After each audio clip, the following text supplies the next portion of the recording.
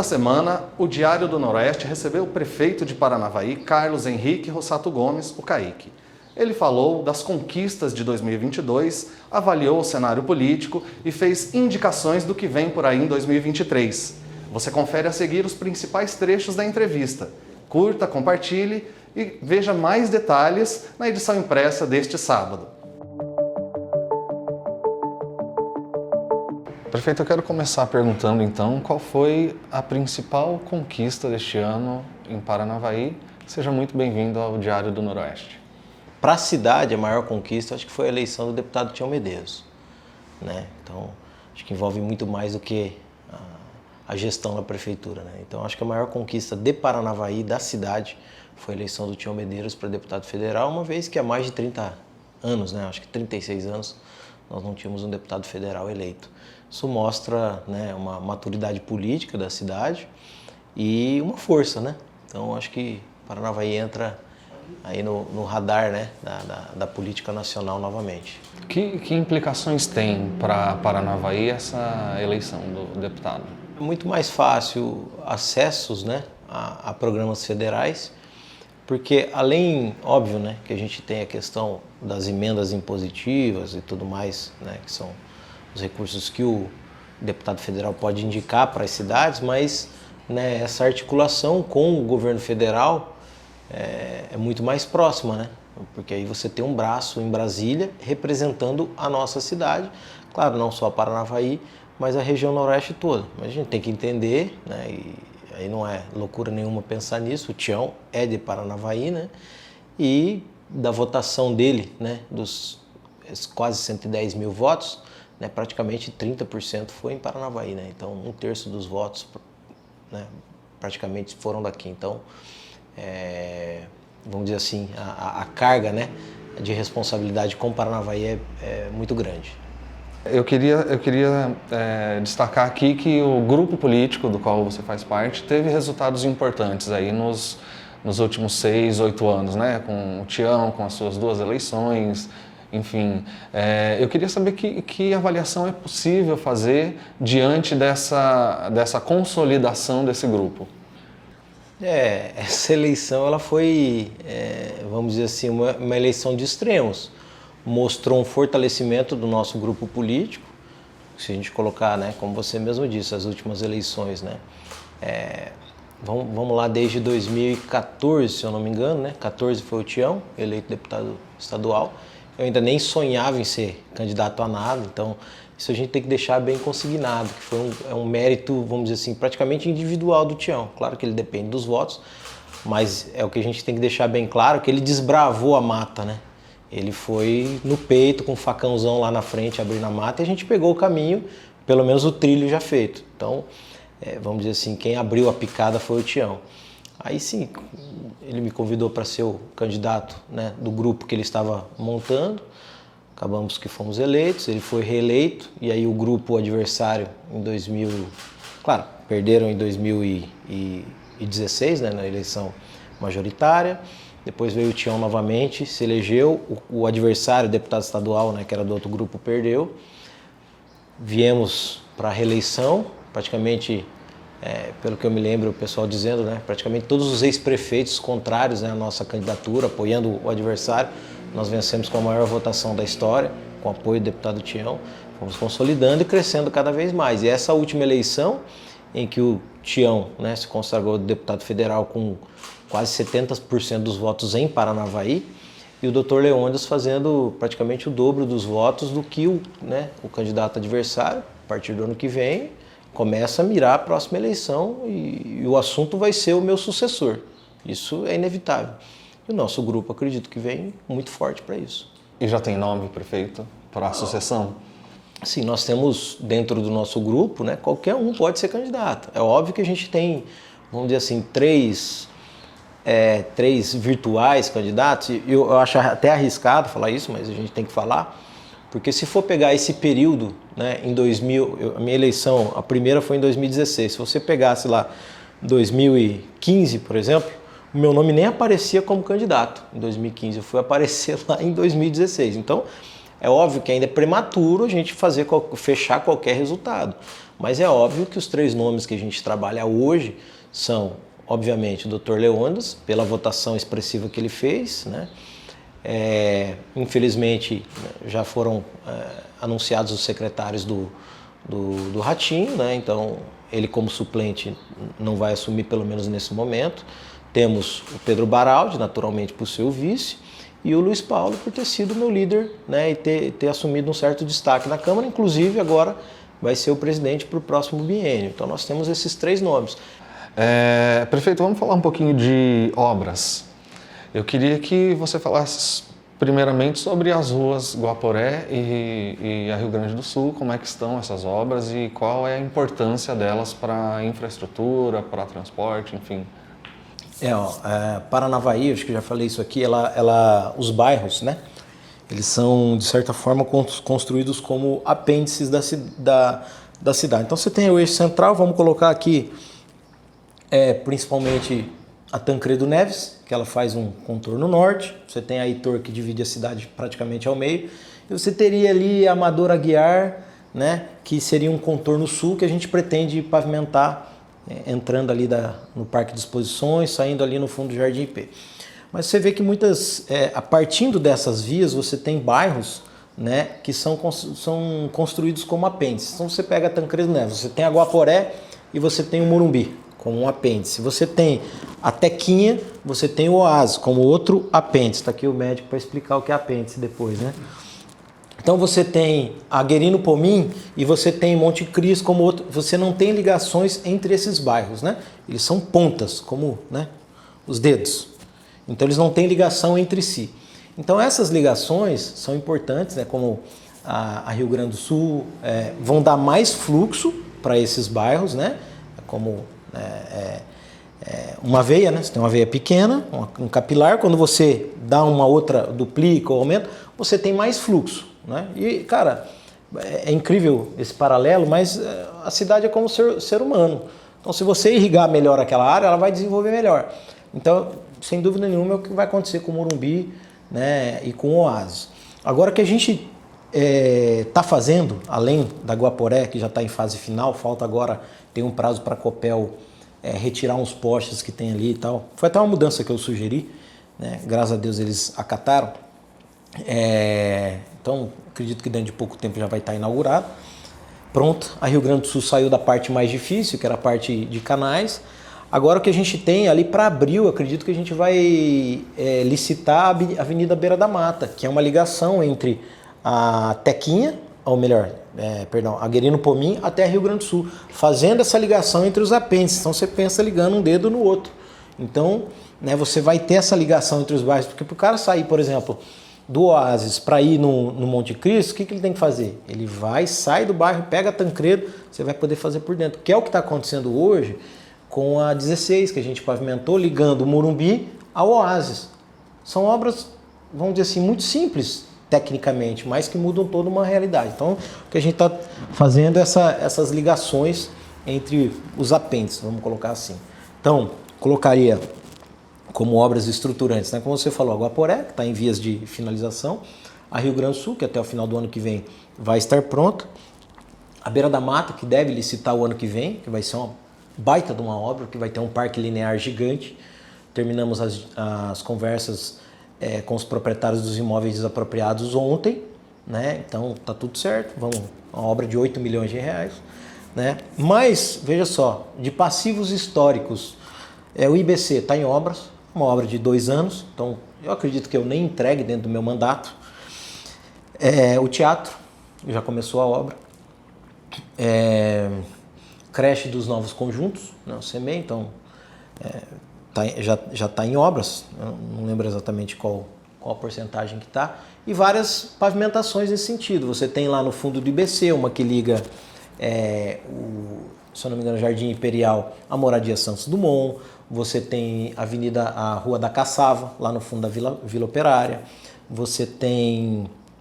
Cara, são vários lotes pequenos, aliás, um lote com várias ruas pequenas. Então isso vai dar uma diferença muito grande. Nós temos o aeroporto, que subiu de categoria, né? Subiu de categoria, vai exigir um investimento a mais, só que nós estamos agora fazendo a obra da pista, tem a rodoviária, né, que está finalizando a obra. Recebemos a doação do projeto da prefeitura essa semana, já assinei o recebimento, então deve começar o novo paço municipal em breve. No Centro Cívico? No Centro Cívico. Estamos finalizando a sondagem, né? Fizemos todas as desapropriações. Então veja só, ali do entorno do terminal rodoviário para fazer a sede da Guarda Municipal e o novo terminal. Então são coisas que vão iniciar o ano que vem, inevitavelmente. Então, são passivos históricos que, se a gente pegar quais os problemas históricos de Paranavaí, estarão praticamente todos resolvidos. Mas, aí eu venho, porque a gente fala muito de obras, né? Mas nós temos duas coisas importantíssimas para acontecer o ano que vem, graças a tudo que foi feito de processos esse ano. Um deles que já está em desenvolvimento, que eu acredito que vai ser o maior legado que eu vou deixar na condição de prefeito, que é a concessão da água e esgoto. A FIP já está fazendo o estudo, então o cronograma, que pode atrasar um pouquinho, né, ou adiantar até, para agosto nós já termos uma empresa contratada, em agosto. Não é terminar o estudo para fazer a licitação em agosto, é em agosto já está assumindo a nova empresa. Isso vai mudar muito. E o transporte coletivo, que a gente quer estar com uma nova empresa até julho, né? A mesma empresa, a FIP, né, que a gente contratou para fazer o estudo da água e esgoto, vai fazer do transporte coletivo, né? Acho que até vai ser um pouco mais rápido, vai ser, porque a gente já fez o plano de mobilidade urbana, tem uma série de dados que precisam, que nós já temos em mãos, né? Então vai ser relativamente rápido. Você falou de algumas obras aí, nós temos o restaurante popular, a proposta do restaurante popular. Como é que está, prefeito? O restaurante popular, até para não cometer vamos dizer assim, uma barbeiragem, né? É um projeto muito bom. Então a gente, óbvio, natural seria colocar próprios servidores do município fazer contratação, né? Só que a gente fez uma série de considerações, estudos, visitamos outros restaurantes populares no Paraná, né? Aí algumas considerações, né, de cunho técnico, mas são importantes. Responsabilidade civil do Estado, é objetivo. Então, imagine que uma pessoa passe mal e processe o município. A responsabilidade é objetiva, então a chance de condenação é muito grande, né? Então você terceirizando, é óbvio que, né, você tem uma responsabilidade ali ainda, mas, né, é mais difícil você ter que, de repente, ser acionado. E a gente sabe que esse tipo de reclamação tende a acontecer porque nos outros municípios acontece. Outro ponto, quando você terceiriza, aí nós fizemos essa divisão. Toca a prefeitura mesmo com os servidores ou terceiriza. Então, optamos por terceirizar pelo seguinte sentido, né, a responsabilidade civil, né? E a outra, que eu acredito até que seja mais importante nesse momento, porque servidor público tem licença-prêmio, tem férias, fica doente, né? Não que o funcionário da iniciativa privada não fique doente, mas a responsabilidade da empresa é fazer o serviço funcionar. Se alguém ficar doente, ele tem que contratar uma outra pessoa e colocar naquele dia. Então você imagine que eu tenho um problema e 2 cozinheiras num determinado dia adoeçam. Ou uma está de férias, a outra fica doente. Como é que eu vou atender a demanda? E as pessoas vão lá todos os dias para comer. Então a gente entendeu que aí até é mais complexo, né, você terceirizar, porém depois o serviço anda com mais tranquilidade, né? Então você vai ter certeza de que não vai ter problema nenhum dia de ficar desamparado, né? E quando é que tudo isso vai ser colocado em prática? Cara, esse processo já está no Compras para fazer a contratação. Então vamos colocar aí, para não errar ali, dentro de 4 meses, né? Lá para abril já deve estar funcionando. Acredito que até antes, né? Mas vamos dar uma folguinha. Prefeito, este ano a prefeitura trouxe shows importantes aí com artistas renomados.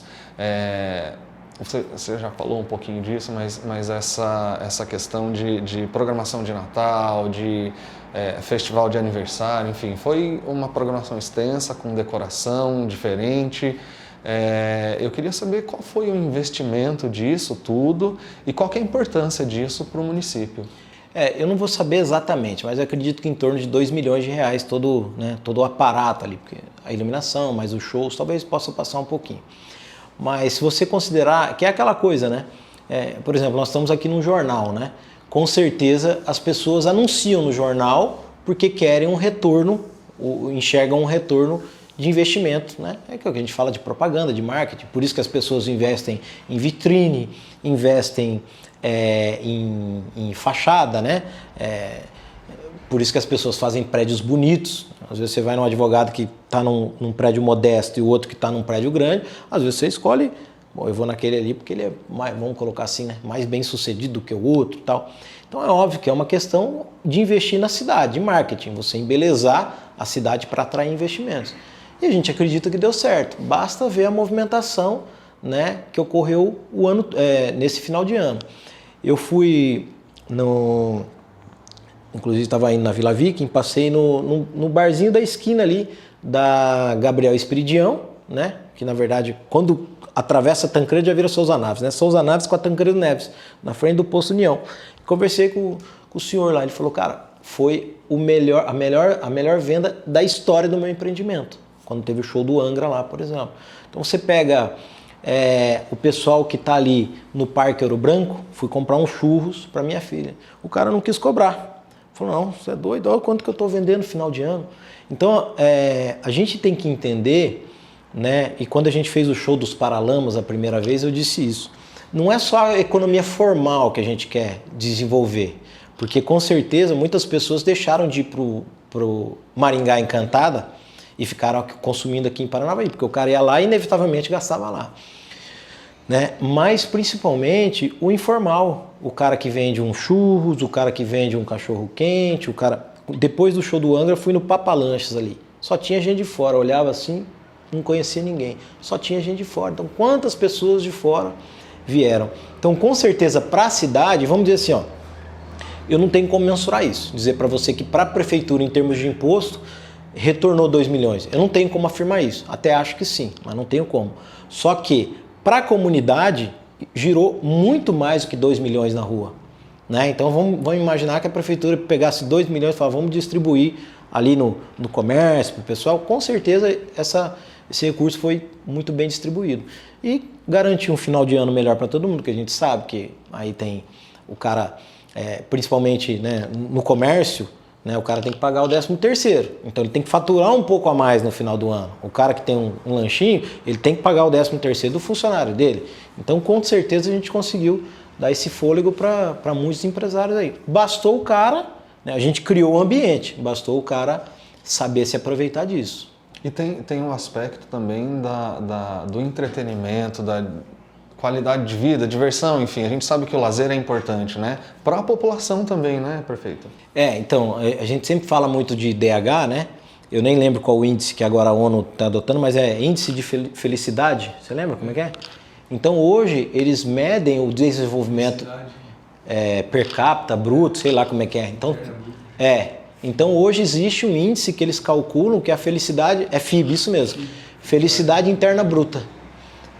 Nós tínhamos o índice de desenvolvimento e tal, e agora tem o índice de felicidade. Então é óbvio, cara, com certeza vocês ouviram de muitas pessoas, né? Como é que tá bonito e tal. Eu não consigo sair na rua sem separado e as pessoas elogiarem o Natal. Faz não sei quantos anos eu moro em Paranavaí e nunca vi a cidade tão bonita e tal. Isso é bom para a autoestima da população e a autoestima da cidade. Porque o cara olha, pô, a cidade tá bonita, eu vou investir. O cara vem de fora, pô, que cidade boa, oportunidade, vou investir. Porque a primeira coisa, vou dar um exemplo meu. Coloquei minha casa para vender, tá? Minha casa estava sem pintura, comecei a reformar, no meio da reforma falei, vou vender. E não terminei a reforma. Ninguém foi ver para comprar. Agora eu tô lá, pintando o muro, terminando a reforma, por quê? Ninguém compra um negócio que não tá, né, finalizado, não tá bonito. Então a cidade estando bonita, você atrai investimentos, você atrai a própria pessoa vê e tem interesse em investir na sua loja. Vou melhorar minha fachada aqui. Então tem retorno de todos os lados, né? É difícil mensurar, mas é óbvio, tá na cara. É só você dar uma volta na cidade que você percebe. Mas é um desafio, porque Dr. Leônidas, que já é mais velho, mas aqui todo mundo já jogou Super Trunfo? Lembra aquele baralhinho? Sim. Aí você falava lá e tal, de carro, né? Velocidade máxima, tal. Aí você tava com o carro, aí o cara chegava assim, Super Trunfo. que era aquela carta especial, né? Não ganhava de ninguém. Então, quando você apresenta um investimento desse, em Natal, por exemplo, existe uma carta em qualquer investimento que o município faz, que eu falo que é o super trunfo, que é saúde. A pessoa vai chegar para você e falar, mas esse aí você tinha que ter investido em saúde. Que argumento que você vai dar para a pessoa? É óbvio, né, que existem demandas da saúde, mas você não pode esquecer o resto. Porque aí eu estou do médico do lado, se a gente for lá na sociedade médica, a gente vai ver que as causas, né, que causam mais debilidade e mortalidade em homem são relacionadas a sedentarismo, más práticas, né, o cara não, má alimentação e etc. Quando a gente investe em meio ambiente, investe em lazer, investe em tudo, você está o quê?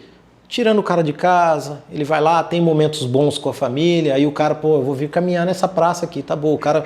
Então, você vê as praças estão lotadas de gente praticando esporte, coisa que não tinha, famílias, você cria memórias afetivas entre pais e filhos, que todo mundo tem aqui, né? Então, é isso que a gente proporciona. É saúde, só que a Secretaria de Saúde, eu brinco com a Andréia, não é Secretaria de Saúde, né? É Secretaria de Doença. Lá a gente cuida de pessoas doentes, não de pessoas saudáveis. A pessoa saudável, ela não vai no posto de saúde. Concorda comigo? Não vai na UPA. Agora, então vão os doentes. A Secretaria de Saúde tinha que mudar o nome para a Secretaria da Doença. Agora, o que é a Secretaria de Promoção à Saúde?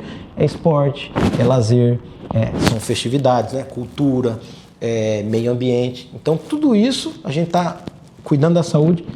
Aqui, ó, é a prevenção à doença. Então, claro que é um assunto muito complexo, a maioria das pessoas não tem e nem precisam entender. A gente tem que ter a responsabilidade de bancar o problema. Realmente, cara, poderia fazer não sei quantas consultas com esse dinheiro, mas a gente está evitando pelo menos o dobro, triplo fazendo isso. Nesse sentido, você também trabalhou muito para investir em praças, em locais de espaços públicos para reunião de famílias, de amigos, enfim.